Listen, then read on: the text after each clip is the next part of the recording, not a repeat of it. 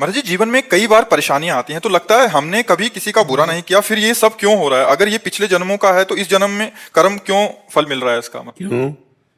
फसल आपने बोई है तो काटना आपको ही पड़ेगा, कोई दूसरा थोड़ी काटेगा। भीष्म जी सरसैया पे पड़े हुए हैं और भगवान से कहते हैं कि मैं 70 जन्म तक देख रहा हूं अपनी दिव्य दृष्टि से, मैंने ऐसा कोई पाप नहीं किया जो मुझे ये दंड मिले कि 6 महीना बाणों की सैया पर। तो भगवान ने कहा 100 के ऊपर चलो।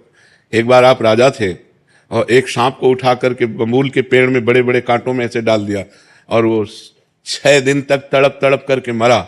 उसी का परिणाम आपको 6 महीने बाणों की सैया में। तो हमारे तो न जाने कितने पाप हैं।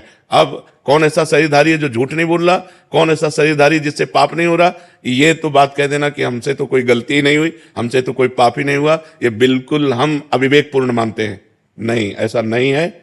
हम सबसे गलतियां होती हैं। देखो, हम कई बार बता चुके हैं कि हमारे शरीर की रचना 2 कर्म से हुई है, पाप और पुण्य। दोनों के मिश्रण से मनुष्य शरीर बनता है। केवल पाप से यातना देह का निर्माण होता है जो नरक में मिलता है। केवल पुण्य से देव देह का निर्माण होता है जो स्वर्गलोक, मारलोक, जनोलोक, तपलोक, सत्यलोक आदि में। लेकिन मनुष्य लोक में दोनों मिश्रित होते हैं, पाप और पुण्य।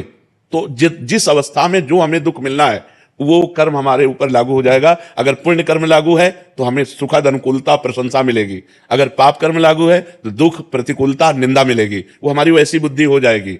भगवान पर आरोप न लगाएं कि उन्होंने हमें दुख क्यों दिया, संकट क्यों दिया। ये हम आपसे प्रार्थना करते हैं कि आप ऐसा मत सोचिए। आपका ही किया हुआ कर्म परिणाम आपके सामने आता है।